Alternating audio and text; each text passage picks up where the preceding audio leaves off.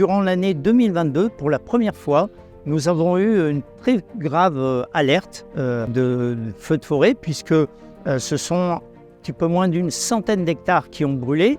Et surtout, à partir du mois d'août, nous avons dû interdire l'accès de certains massifs aux visiteurs, parce que le risque était trop important. Alors cette année, le gouvernement a mis en place une météo des feux de forêt.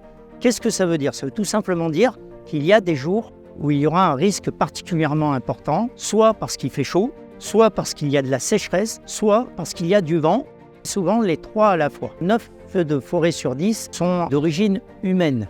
C'est en général soit une utilisation professionnelle, agricole ou pas, soit tout simplement un manque de vigilance.